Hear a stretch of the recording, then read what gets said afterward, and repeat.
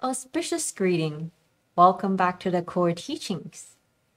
Last two class, we have talked about the 12 link of dependent origination, which show us the causes and conditions of how we transmigrate within the cycle of life and death, and how it really occurred in our daily life in a very complex way. And of course, we also talk about how we can break through from the cycles. From viewing the 12 link of dependent originations from the perspective of three life or from the cycle of life and death, we learn that due to our ignorance, we have created a lot of wholesome and unwholesome karma. And this karmic formation from the past, and of course, our consciousness, will take us to our present life. Then, in this present life, based on our craving and clinging, and of course, we put it into actions, then we create even more karma that will actually lead us to our next life or future life when we pass away in this present life. And from viewing the 12 link of dependent originations from the perspective of its occurrence in our daily life, it provides a detailed explanations of the causes and conditions of how our sufferings and stress arise. The Buddha told us that in order for us to break down the system, we need to really master the task of the Four Noble Truths. And of course, we need to first understand the sufferings. We need to abandon the causes of sufferings, and we need to realize the cessation of sufferings, and last but not least, or more importantly, to develop the path to the cessation of sufferings. And of course, this path is the Noble Eightfold Path. Through developing the Noble Eightfold Path consistently, we can cause the entire system of sufferings and its causes to collapse. Karma play a very important role in this, and karma itself is one of the Buddha's most central teachings. Of course, then it begs the question of what is karma? The word karma, it literally means actions or simply actions. It is not a concept that is distinctive to Buddhism. So in the Buddhist time, the concept of karma already exists then. It actually exists in India before the Buddhist time. A considerable amount of scholarship actually point to the fact that the notion of karma predate the Aryan. The Aryan, for those of you who are not familiar, they are actually a group of people who invade and conquered India at the time. And this notion of karma is conceived by the native Indian that is already living in India. However, the karmic theory in India is actually quite different than the current Buddhist view on karma. In the early period, the word karma actually referred to the performance of sacrifice by the Vedic priest. And gradually, of course, the concept evolved. There's actually no single theory of karma. But rather, there were many different strands. So there are many different explanations of karma at the time. In one of the sutras, the Buddha actually talked about some of the theory, or I should say three most important or more well-known theory of karma at the time. So one theory is that whatever a person experiences is all caused by what was done in the past. Okay, that's one. Another theory said that whatever a person experiences is all caused by the notion of a superior being. So that what that means is that whatever that we do, it's because there is some God or some superior being who controlled it or created. And the last theory is whatever a person experiences is all without causes and conditions. So these three are the non-Buddhist theory that are more well known at the time. So now let us look at what karma means in Buddhism. and how we can actually work with karma in our daily life.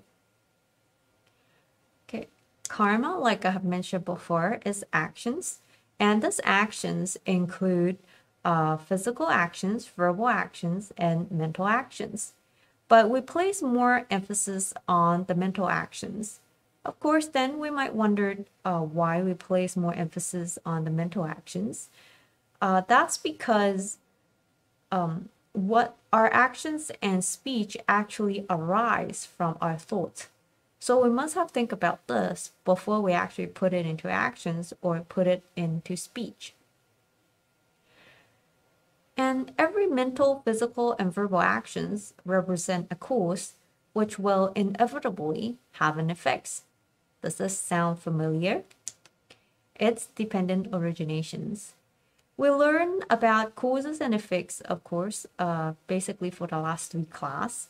All causes given the requisite conditions will produce an effects. Karma or our actions also follow such a truth. Actions give results, and the results follow a discernible pattern. So what this means is that so if we do good deed, we will have good result or effects. If we do bad deed, we'll have bad effects or consequences. So we can actually go back to the seed growing, like this example of a seed growing to demonstrate this. Of course, we talk about how a seed would need the right environment before it would sprout and grow to a plant. And the right environment would be given the right amount of water, there's soil nutrients, there's sunlight, there's air, and so on. This is actually very similar to how our karma is created mentally. So the right environment, this right environment might be our general mental attitudes, like our beliefs or what we have learned before. Okay, it need to be presented for our thoughts. The thoughts that we have are the karmic seed to take root. When a fresh thoughts arise in our mind, what happened to that thoughts would depend on the mental conditions that is presented. So let me give you an example. Like, let's say I am discussing with my colleague about how to proceed with a project. And as I start to discuss with my colleague, I realize that the way that my colleague approached the project is actually very different than mine. So a thought of his way is different than mine arise. And of course, if my belief is that my way is always right and it's always the best way, then when this thoughts that his way is different than mine arise, given my attitude and my belief, I would then think he is wrong. My colleague is wrong in this sense. I need to convince him to follow my way. So of course, with these thoughts, I would then put it into speech and start to convince my colleague to change his idea.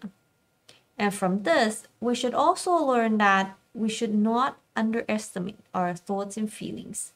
We might think that, oh, it doesn't matter if we just get a bit angry a few times, not often, or we just think negatively about this thing for 1 time or 2 times. However, we need to understand that it will create habitual tendencies in our mind, which will inevitably at some point result in some physical and verbal actions. This is sort of like the news that we've seen about how there are a student who got bullied before and ultimately it ended up with a school shooting. So think about this. The student who got bullied might endure these bullying at the beginning. But then in his mind, obviously he would be angry. And in his mind, he might start to imagine, because physically, obviously he couldn't really protect himself. So he received this bullying. So, but in his mind, he might start to imagine how he would take revenge against this bully by shooting them with a gun. Okay, so these negative thoughts would start to, these negative thoughts of taking revenge might start to arise every single time that he received the bullying. And slowly it become a habit. Whenever he got angry, then he might start to have all this imagination about how he would take revenge. And in the future, when the conditions are there, he might actually put it into actions, and he really maybe like stole a gun from his parent and then go back to school and really put it into actions and start the shootings. Therefore, we should know that the mental actions are karma in themselves, and they would actually create habitual tendencies, and it might become our rigid belief system that would directly produce mental sufferings in ourselves. And of course, through our actions and speech, we would create sufferings in others as well. So the karmic seed is planted, and then depending on the conditions, the seed may remain dormant for an extended amount of time, or it may sprout in a shorter period of time. We all have to bear the fruits of what we have done, whether it's mental, physical, or verbal. However, there will always be variance and elasticities in the work of karma, because it also depends on the kind of environment the seed needs. So what this means is that it depends on our current mental, physical, and verbal actions and the current conditions. So only if the conditions are all there, then would this karmic seed sprout and ripe into a fruit. We're personally responsible for our actions in life, and that we would need to bear the subsequent consequences of our actions. As the Buddha said, persisted of my own deed, I am the inheritors of deeds, kin to deeds, one who has deed as a refuge. Whatever deeds I shall do, whether good or evil, I shall become the heir of it. This is to be repeatedly contemplated by women and by men, by householder and by him who has been taken into the order. So in another word, we're all owner of our actions. We have to bear the responsibilities of what we have done, and no one else can bear this karmic effect for us. Then we might think, but I can't change what I've done in the past already, and it's past karma that leads me to the current life. Does this mean that karma means some kind of predetermined destiny or fate, or that we can't change them? Some people might take karma as fate and say, oh, it's my karma. However, this is actually not the right understanding of karma. Karma acts in multiple feedback loops. So what I'm trying to say is that karma is very complex in itself. And so with the present moment being shaped by both the past and the present actions. Present actions shape not only the future, but also the present. In Buddhism, karma means the sum of all past and present actions, with each one adding to and shaping the overall dynamic mix. And in other words, our past actions carry a certain way and power to affect our present life. But the present actions also carry a certain percentage of such power.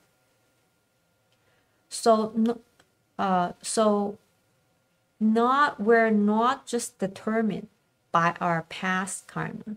So there's also a certain percentage where our present actions would also have power. Therefore, our life is not determined 100% by what we did in the past, but we have some freedom in the present moment to influence and change our karmic mix. An image used by early Buddhists to describe this is actually flowing water, just like what you have seen. So sometimes the flow from the past is so strong that little can be done except to stand fast.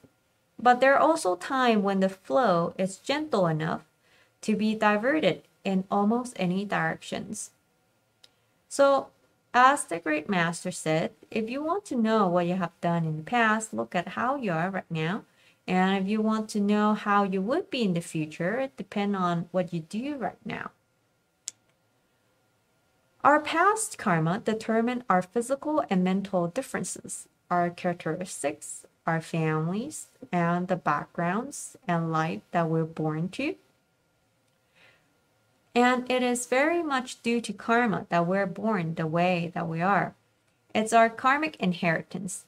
This is why some people are rich, some are poor, some are beautiful, and some are not as beautiful, and so on. However, our futures depend on how we act right now. So being born in poverty may be due to karma, but we can still work hard and lift ourselves out of this poverty, right? Due to karma, we may not have many opportunities, but by doing what we currently do properly, we can create opportunities for ourselves. And we can see it in some of the most famous people that we know, like Mr. Steve Jobs and Miss J.K. Rowling and so forth. If we look at Steve Jobs' life, he didn't come from a well-off family, and he hadn't finished his college. However, due to his hard work and determination, he founded the Apple company with his friend. So this is why we cannot just blame everything on our karma, saying, well, this is just how I am, this is my karma, and there's nothing I can do about it.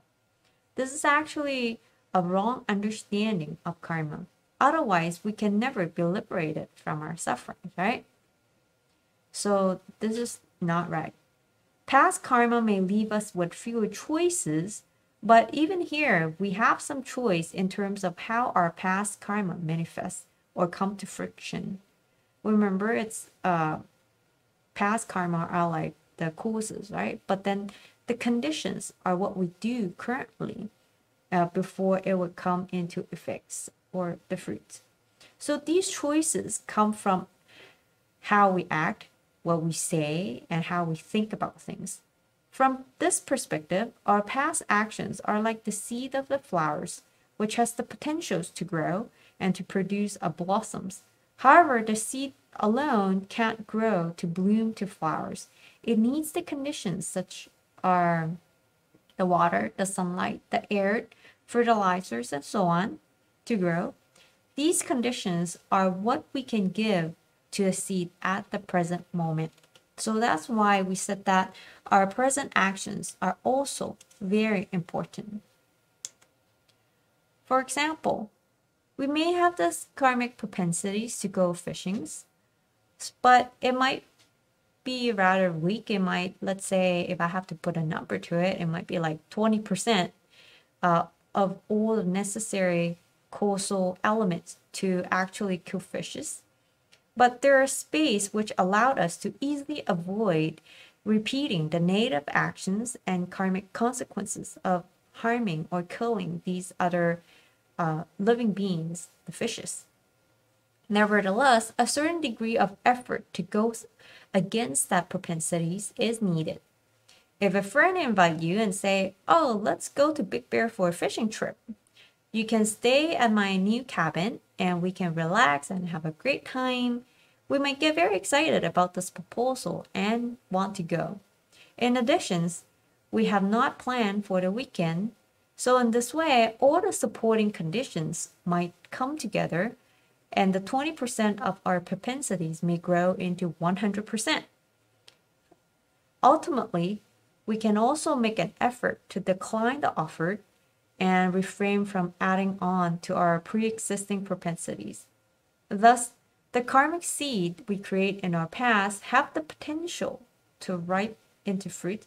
However, it also depends on what we do at the present moment, depending on if we give the karmic seed the right conditions to turn into an effect.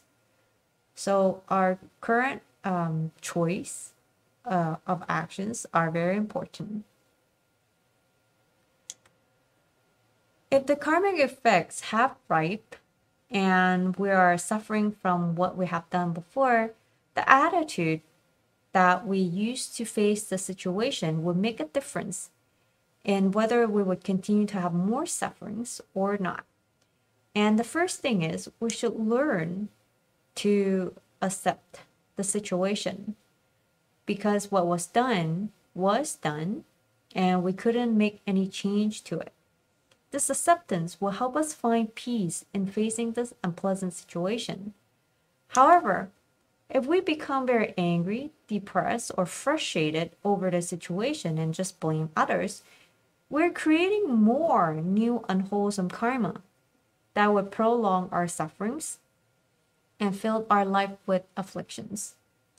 We might just give up and start to blame others, and then of course dwell in even more sufferings.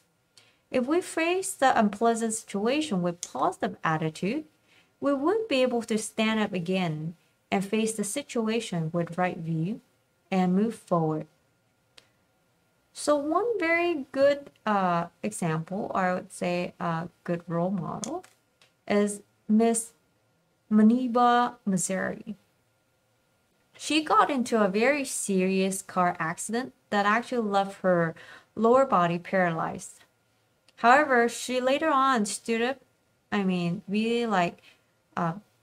stood up again, not literally like standing up, but more like faced life with a very positive attitude. And she became a national ambassador for United Nations Women Pakistan after she was being shortlisted in the 100 Inspirational Women of 2015 by BBC. She also made it into the Forbes 30 under 30 list for 2016. So let me show a video of her inspirational speech, like how she talked about her experience. I was 18 years old when I got married. I belonged to a very conservative family, a Baloch family, where good daughters never say no to their parents. My father wanted me to get married, and all I said was, if that makes you happy, I'll say yes. And of course, it was never a happy marriage. Just about after 2 years of getting married, about 9 years ago, I met a car accident. Somehow my husband fell asleep and the car fell in the ditch. He managed to jump out, saved himself. I'm happy for him. But I stayed inside the car and I sustained a lot of injuries. The list is a bit long. Radius ulna of my right arm were fractured. The wrist was fractured. Shoulder bone and collarbone were fractured. My whole rib cage got fractured. But that injury that changed me and my life completely was the spine injury. Many people came to rescue. They gave me CPR. They dragged me out of the car. And while they were dragging me out, I got the complete transection of my spinal cord. Those 2.5 months in the hospital were dreadful. I was at the verge of despair. One day, doctor came to me and he said, well, I heard that you wanted to be an artist, but you ended up being a housewife. I have a bad news for you. You won't be able to paint again. Next day, doctor came to me and said, your spine injury is so bad, you won't be able to walk again. I took a deep breath and I said, it's all right.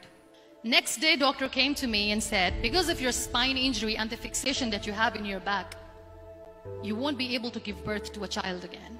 That day, I was devastated. I started to question my existence. Why am I even alive? So what kept me going was, one day I asked my brothers, I know I have a deformed hand, but I'm tired of looking at these white walls in the hospital and wearing these white scrubs.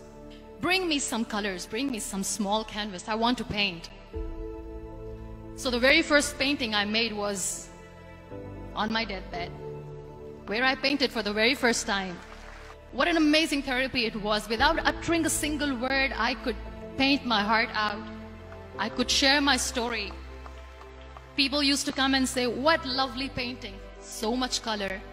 Nobody could see the grief in it. Only I could. And that day I decided that I'm going to live life for myself. I am not going to be that perfect person for someone. I am just going to take this moment and I will make it perfect for myself. That I'm going to fight my fears. So I wrote down one by one all those fears.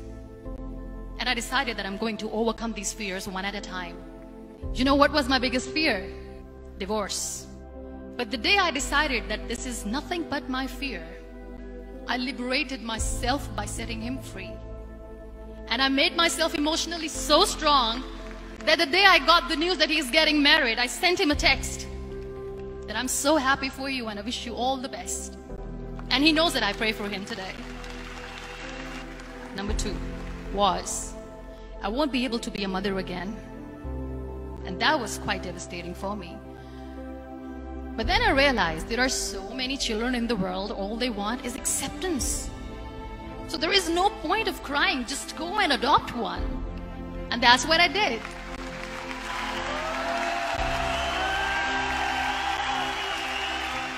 I gave my name in different organizations, different orphanages, and I waited patiently. 2 years later, I got this call from a very small city in Pakistan. I got a call and they said, "Are you Muniba Mazari? There is a baby boy and would you like to adopt?" I could literally feel the labor pain. I said, yes, I am going to adopt him. I am coming to take him home. And that day, Niall was 2 days old, and today he's 6. You know, when you end up being on the wheelchair, what's the most painful thing? People think that they will not be accepted by the people because we, in the world of perfect people, are imperfects. So I decided to appear more in public. I started to paint. I have done a lot of modeling campaigns. I decided that I'm going to join the national TV of Pakistan as an anchor person. I became the National Goodwill Ambassador for UN Women Pakistan, and now I speak for the rights of women, children. I was featured in BBC 100 Women for 2015. I'm one of the Forbes 30 under 30 for 2016. So when you accept yourself the way you are, the world recognizes you. It all starts from within. We have this amazing fantasy about life. This is how things should work.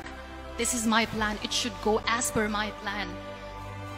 If that doesn't happen, we give up. I never wanted to be on the wheelchair. Never thought of being on the wheelchair.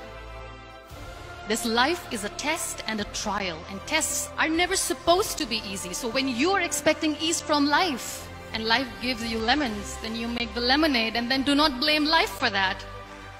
It is okay to be scared. It is okay to cry. Everything is okay, but giving up should not be an option. They always say that failure is not an option.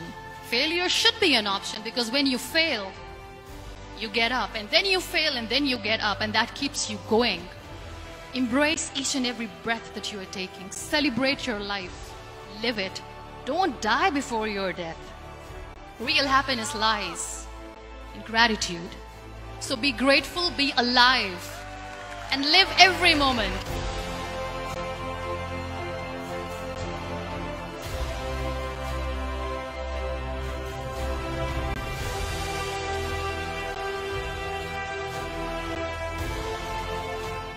If we look at Muniba, it is her acceptance of the current of the situation, her willingness to face her fear and her positive attitude that actually help her stand up again and really move forward. She said, when you're expecting ease from life and life give you lemon, then you make lemonade. And then do not blame life for that. It is okay to be scared. It is okay to cry. Everything is okay. But giving up should not be an option. So from this, we can see her very positive attitude in life. And just like we can't control the karmic effects that we have to bear, but we can choose the attitude that we face the situation with. In our daily life, I'm sure we all face a lot of different situations. We might face a lot of rejection. We might face failures. We might feel unfair and everyone is against us and so on. There might be various reasons behind these rejections and failures. The point is the attitude that we face these rejections and failures with. Again, we should first accept those rejections and failures. Afterward, we should learn from our mistake and improve ourselves. And of course, face all these failures or mistake with a very positive attitude, treating all failures and rejections as training for ourselves. Maybe we can change the way that we speak, the way that we do things, so that it's more acceptable to others. Mr. Conan O'Brien shared about this in his commencement speech. Well, I'm here to tell you that whatever you think your dream is now, it will probably change. There are few things more liberating in this life than having your worst fear realized. I went to college with many people who prided themselves on knowing exactly who they were and exactly where they were going. At Harvard, 5 different guys in my class told me they would one day be president of the United States.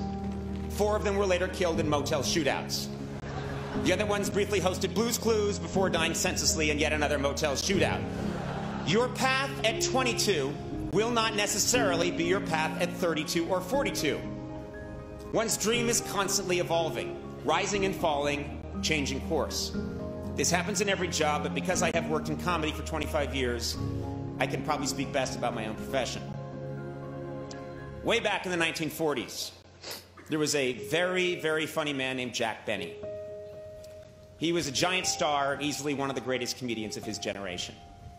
And a much younger man named Johnny Carson wanted very much to be Jack Benny. In some ways he was, but in many ways he wasn't. He emulated Jack Benny, but his own quirks and mannerisms, along with the changing medium, pulled him in a different direction. And yet, his failure to completely become his hero made him the funniest person of his generation. David Letterman wanted to be Johnny Carson, and was not. And as a result, my generation of comedians wanted to be David Letterman. And none of us are. My peers and I have all missed that mark in 1,000 different ways. But the point is this: it is our failure to become our perceived ideal that ultimately defines us and makes us unique. It's not easy, but if you accept your misfortune and handle it right, your perceived failure can become a catalyst for profound reinvention. So at the age of 47, after 25 years of obsessively pursuing my dream, that dream changed. For decades in show business, the ultimate goal of every comedian was to host The Tonight Show. It was the holy grail. And like many people, I thought that achieving that goal would define me as successful. But that is not true.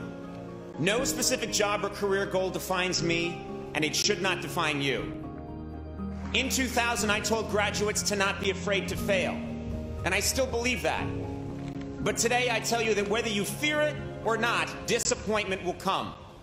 The beauty is that through disappointment, you can gain clarity, and with clarity comes conviction and true originality. Many of you here today are getting your diploma at this Ivy League school because you have committed yourself to a dream and worked hard to achieve it. And there is no greater cliche in a commencement address than follow your dream. Well, I'm here to tell you that whatever you think your dream is now, it will probably change, and that's okay. 4 years ago, many of you had a specific vision of what your college experience was going to be and who you were going to become. And I bet today most of you would admit that your time here was very different from what you imagined. Your roommates changed, your major changed. For some of you, your sexual orientation changed. I bet some of you have changed your sexual orientation since I began this speech. I know I have. But through the good, and especially the bad, the person you are now is someone you could never have conjured in the fall of 2007. I've told you many things today, most of it foolish, but some of it true. I'd like to end my address by breaking a taboo and quoting myself from 17 months ago. At the end of my final program with NBC, just before signing off, I said, work hard, be kind, and amazing things will happen. Today, receiving this honor and speaking to the Dartmouth class of 2011 from behind a tree trunk I have never believed that more. Thank you very much and congratulations.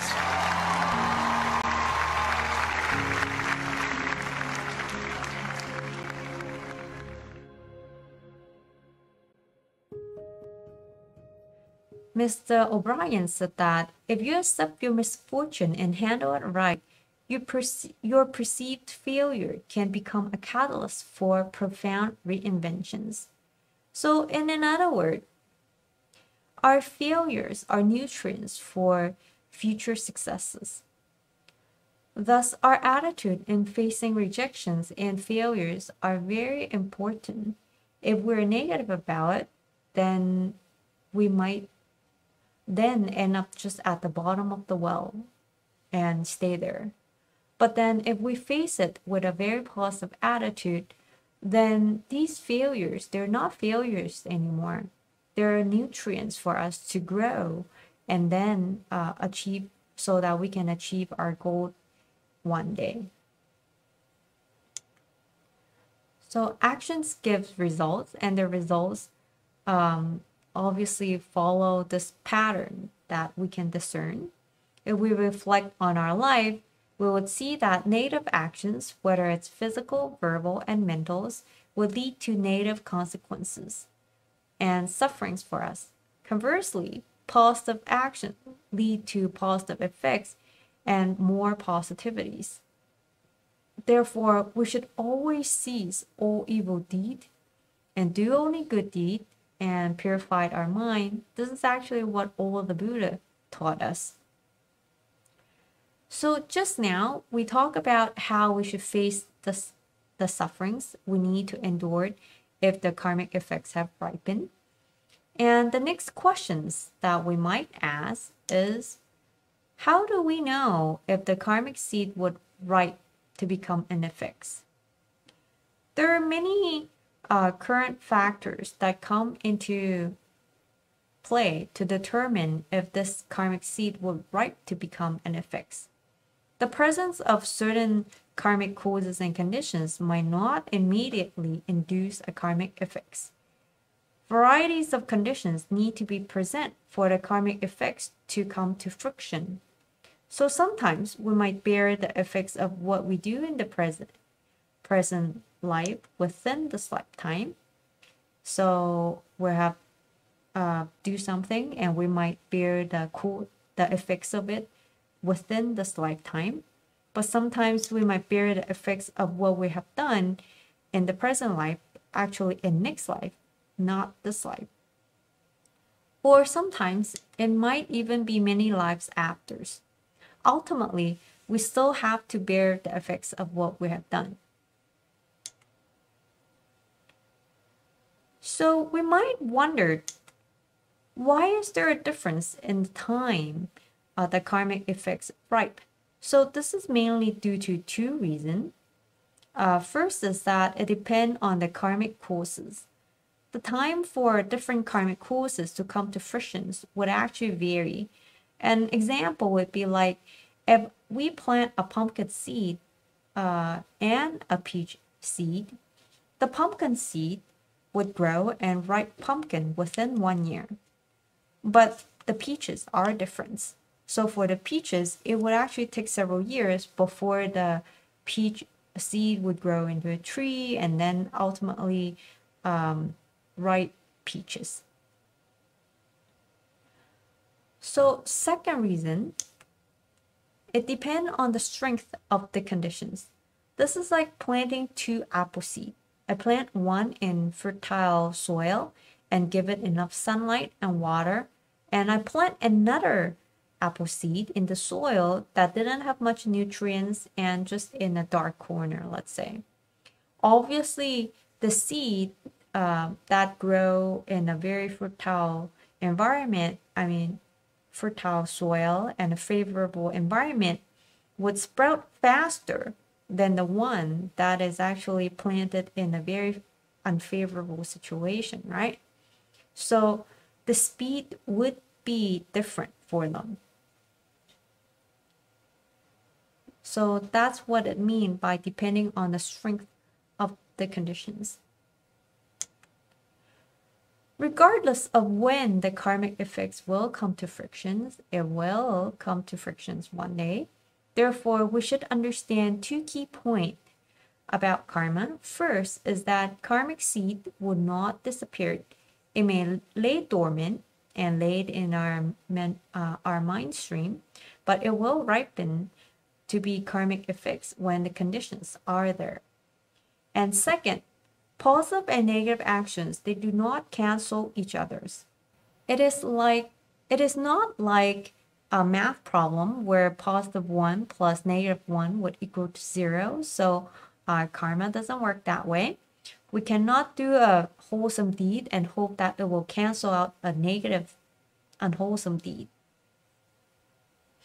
However, if we perform a lot of wholesome deed and accumulate lots of wholesome conditions, we would have more strength in facing the karmic effects.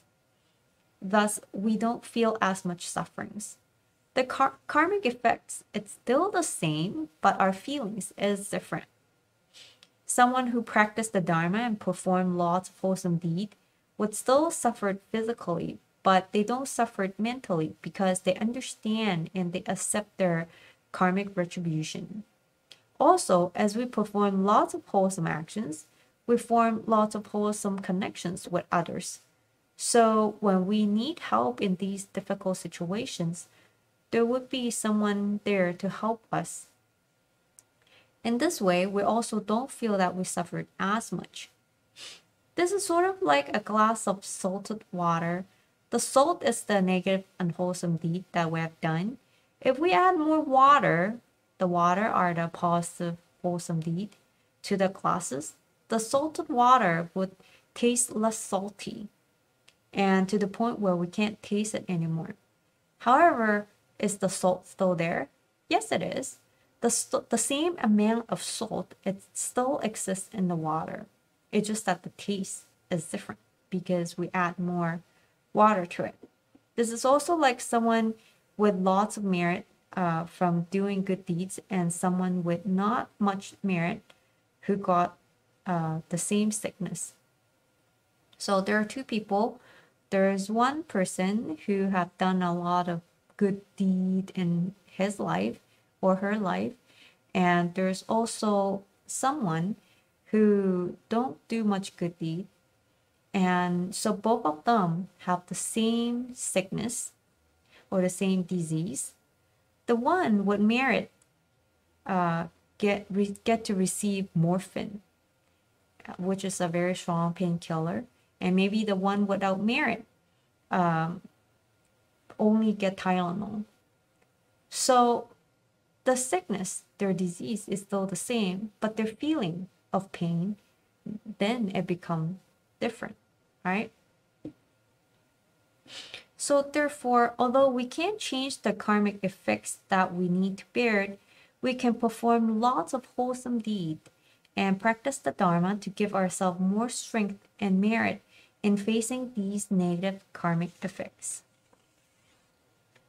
It then, of course, begs the question of what is positive or wholesome actions and what is negative or unwholesome actions. Positive actions are those that are beneficial to others and motivated by wisdom and compassion. Positive physical deed might be giving, practicing, preserving life, and so on. Positive verbal deed would be saying good word, complimenting others, or giving words of encouragement, and so on. And positive mental deed would be contemplating the Buddha's teachings, think positive, like having good thoughts, and so on. And negative actions are those that are harmful to oneself and to others, and normally motivated by negative emotions like anger, jealousies, pride, and excessive desires. Negative physical deeds are killing, stealing, selling drugs, and so on. And negative verbal deed might be lying, gossiping, saying bad word, harsh word, and so on. And negative mental deeds are like having desires, angers, evil view, and as such. In this way, our karma is the producer of a movie that we call life, but the director in our mind is in the present. The director is our mind in the present moment. Our mind will give rise to actions and speech. Therefore, from the Buddhist perspective, there is no superior being who judge our actions and decide whether we're good or bad, whether we're allowed to be happy or demand us to suffer, whether we lead a happy and fulfilled life or whether we feel like we're down in the well. All these actually depend on our own actions, not determined by other superior beings or God. And this movie of our karma runs in our mind and we can't just escape. So nothing that we do, say, and think will be lost. So they will all be stored back into our memories. The karma will not just disappear. So this movie will continue even in our next life because our karma will ripe to their karmic effects when all the conditions and circumstances are there. So once a man and his son were walking in the forest. Suddenly the boy tripped and feel a sharp pain. He screamed, "Ah!" Surprised, he heard a voice coming from the mountain. "Ah!" Filled up with curiosity, he screamed again, "Who are you?" But the only answer he received is, "Who are you?" This made him angry, so he shouted, "You're a coward." And the voice answered back, "You're a coward." He looked at his father and asked, "That's what's going on." And the man replied, "Son, pay attention." Then the man screamed, "I admire you." The voice answered back, "I admired you." And the father shouted again, "You're wonderful." And the voice answered, "You're wonderful." The boys are surprised but still can't understand what is going on. And the father explained, "People call this an echo, but truly it is life. Life always gives you back what you give out. Life is a mirror of your actions. If you want more love, then give more love. If you want more kindness, give more kindness. If you want understanding and respect, then give understanding and respect. If you want people to be patient with you, then you need to be patient with them." So this rule of nature applies to every aspect of our lives. Life always gives you back what you give out. Our life is not a coincidence, but a mirror of our own doings. Another key thing to know about karma is intentions. Our mental actions, our intentions with which actions are carried out is actually more important than the physical action itself. Doing something in ignorance doesn't have the same effects as if someone doing the same thing with intention. For example, if we do a good deed but later we regret about it, then the merit gain from this good deed would be diminished. Therefore, one person acting in a particular manner doesn't mean he or she will face the same consequences or the degree of consequences as another person who performed the same actions. It all depends on the intentions behind actions. Understanding the intentions play an important role in the working of karma, and this leads back to our mind. This is why we need to maintain right mindfulness every single moment so that we're mindful and alert of the thoughts and feelings that arise in our mind. If we're mindful of the thoughts that arise, we can practice the right effort.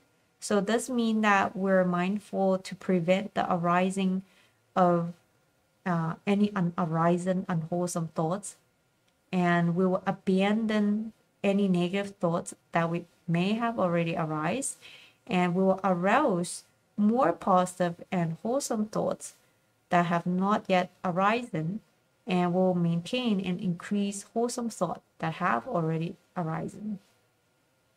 So in this way, all that we think are positive and wholesome. So with wholesome and positive thoughts, what we do and what we say would be wholesome and positive as well. This is what cultivation is about.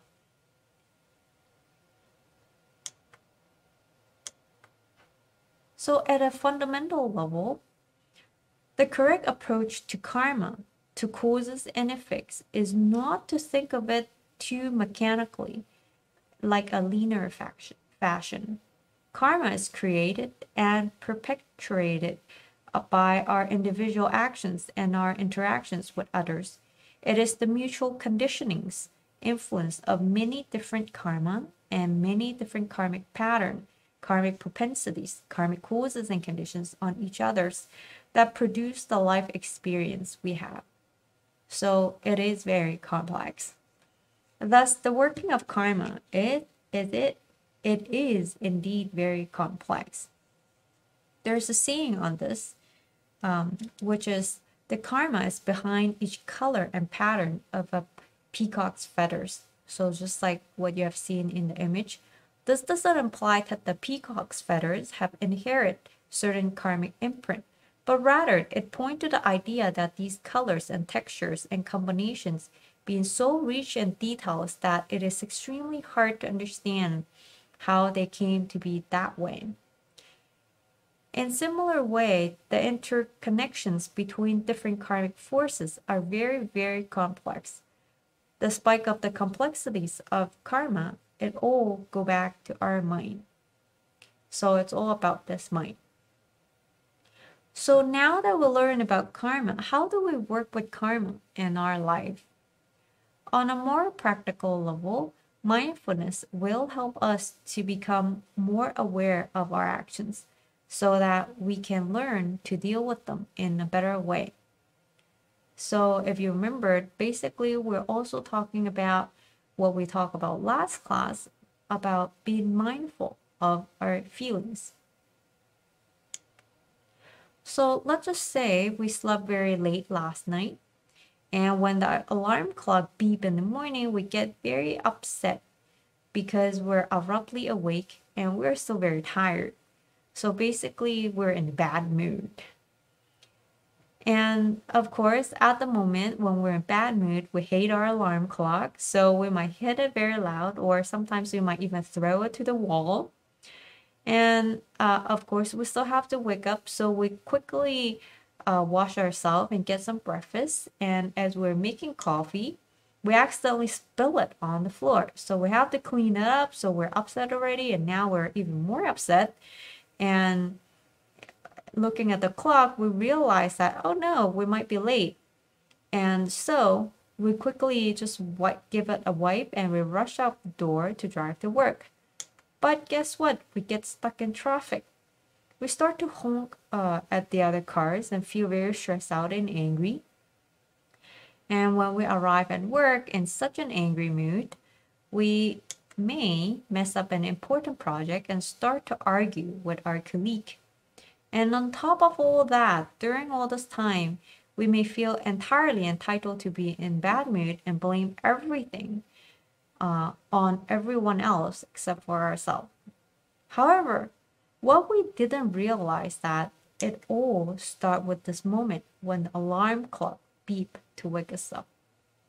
So if we're more mindful at the moment and realize that, angers arise and we start to observe these negative thoughts and feelings and then remind ourselves to change perspective and perceive the situation positively, then the rest would not follow.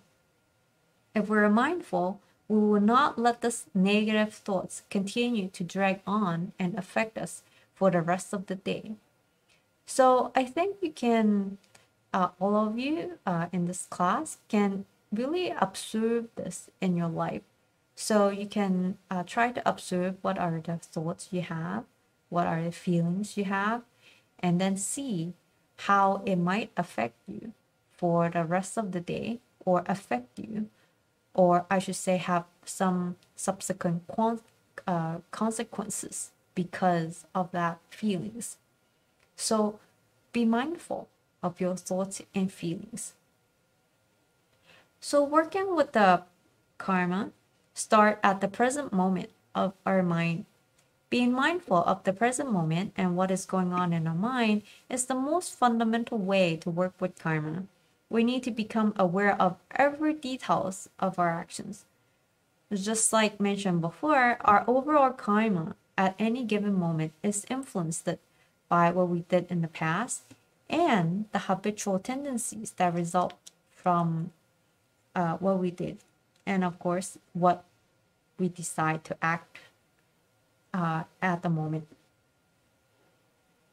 However, being mindful of what's in our mind, of course, this would definitely give us greater chances of stepping out of these habitual tendencies and make the right choice of actions.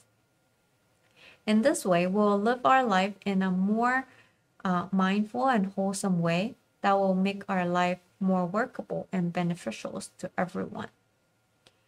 After learning about the karma, we should be hopeful and positive because it encourages us to think, I can become the person that I want to and not dwell on what I already am.